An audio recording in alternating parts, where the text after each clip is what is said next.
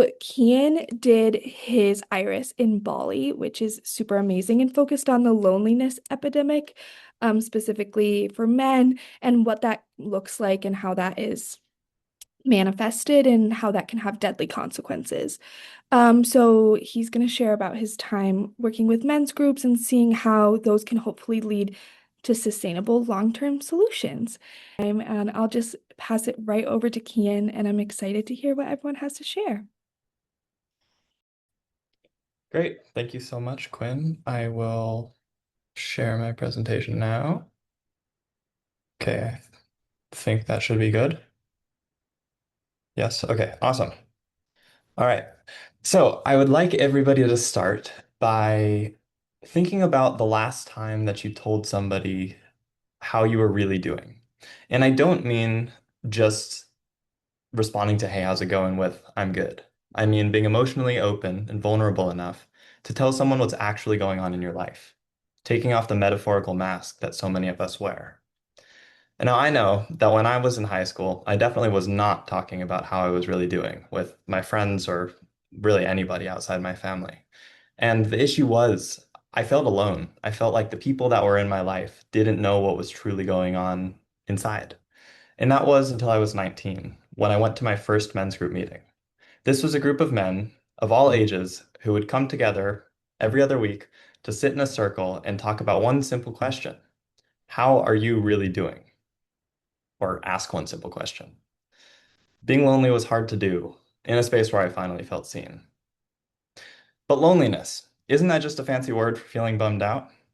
Well, what if I told you that loneliness is responsible for around 871,000 deaths every single year? That's around 100 deaths every hour. So clearly it's a big issue. Loneliness has both physical and mental health effects ranging from depression, anxiety, cognitive decline, cardiovascular problems, and premature death comparable to smoking 15 cigarettes per day, which is insane.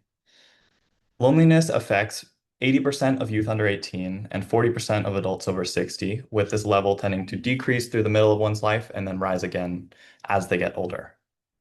So loneliness, a good definition I found is that it's the discrepancy between one's desired and achieved level of social connection. So in other words, it's the social connection that you want versus what you actually have. So somebody can be alone and feel totally connected, whether that's to themselves, to others, doesn't matter. They might not feel lonely. And somebody can be surrounded by people and still feel lonely, which is an important distinction. So, who exactly experiences loneliness? Well, there was a study done called the BBC Loneliness Experiment, which surveyed 55,000 participants across 237 countries and territories. And in this study, they found that loneliness tends to decrease with age, that it's higher in men, and that this ultimately points towards the fact that young men are one of the most particularly vulnerable groups to loneliness. Additionally, masculine norms exacerbate this. These are things such as individualism and or self-reliance and also emotional stoicism. So just limiting your emotions that make it so loneliness goes unspoken and unaddressed, and which is really where this problem stems from.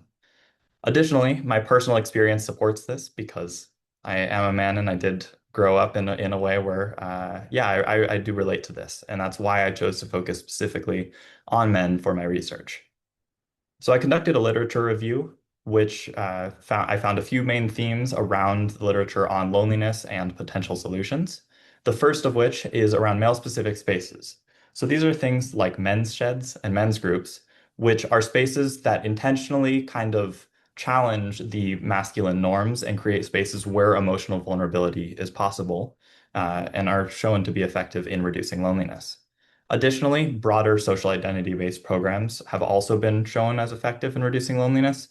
These are programs where people come together with basically the simple goal of building a social belonging or a social identity with a group of people. And beyond this, there is also many other public health approaches, such as nature-based social prescribing, which is spending time in nature with other people, various community events, or events like park run, which is like a physical activity where people are bonding over something like that. All of these were shown as effective in certain ways. However, The issue with this is that loneliness, or sorry, there's a lack of research on the long-term effectiveness of any of these loneliness interventions.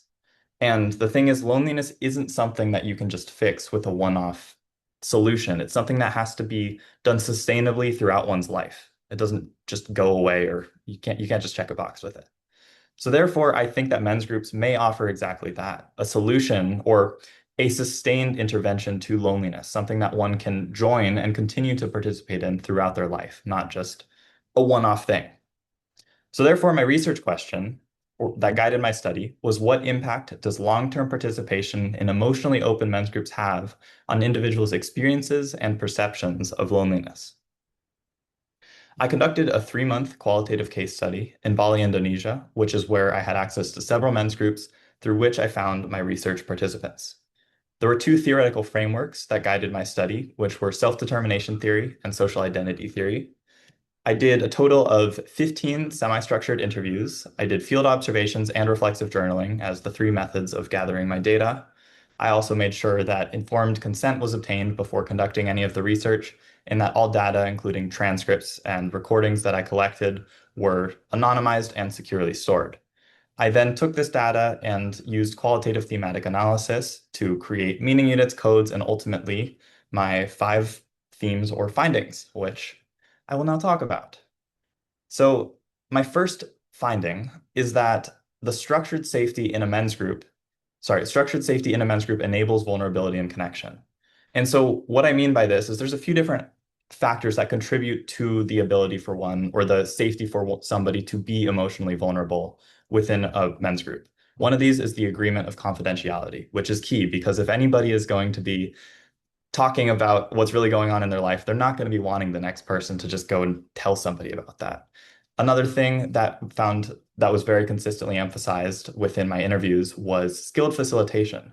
So this means it's not necessarily somebody that's leading the group, but that is facilitating, making sure that everybody's voice is heard, that there's balance, and that there's a safe container. And then just the consistency of the group, a consistency of the feeling of the meetings, and then consistency of like them actually happening. The second theme within my findings is the male specific space in a men's group facilitates masculine vulnerability. So as I was talking about earlier with these masculine norms, and how men's groups can actually challenge those norms, the male specific space was something that was highlighted as making it possible for emotional vulnerability. And this wasn't something that every single member of, or every single research participant said. Some said, like, I'm fine to be emotionally vulnerable in any space. However, many did emphasize that this was important for them to be able to open up and feel safe. The next theme is that vulnerable sharing and witnessing within a men's group transforms isolation into connection. So when you're in a men's group, especially the ones that I was a participant and an observer in, you are having people share what's really going on in their life. And what this tends to do is create opportunities for somebody to be sharing a challenge they're facing, thinking that they're going through this alone. Somebody else hears that. They also think that they're going through this challenge alone. And then they realize through those shares that they're actually really not that alone and that people are facing the same challenges. And so this alone, like it dissolves isolation, which is this illusion of like, this is all on me, into connection. Additionally, giving and receiving support, that's another thing that I kind of grouped with this, which is essentially being able to support others and receive support from others in a very like restorative or healthy way that just feels good. It feels good to support people and be supported. The next thing is sustained participation in a men's group builds internalized belonging, which persists in solitude. So men's groups can be either every week, bi-weekly, or some kind of uh, consistent cycle of groups where the consistent participation in those meetings develops a strong sense of belonging, which, as I say, persists in solitude. So even outside of the meetings, men shared that they still felt like they had a strong sense of belonging where they knew they could call somebody if they needed it, and there was just an ongoing sense of support. My fifth and final theme is that participation in a men's group increases relational competence and transforms the experience of solitude. So many men throughout the interviews that I did shared about the complete elimination or at least significant reductions in loneliness through participation in these groups. Additionally, what I mean by relational competence is essentially just improved relationships. Men shared about having improved depth, emotional capacity in their relationships and their friendships, both within the group and outside the group, which I think is significant. And then also uh, not only solitude being comfortable, but actually being positive and restorative, and that because of the belonging that you have within a group, it allows you to not just feel alone when you're alone, if that makes sense. So, in summary, I believe that men's groups, when intentionally designed and effectively facilitated, offer a valid and sustainable solution to loneliness or to loneliness reduction. The structure of a men's group enables emotional vulnerability. Emotional vulnerability facilitates increased levels of connection. Sustained participation in a men's group increases a sense of belonging.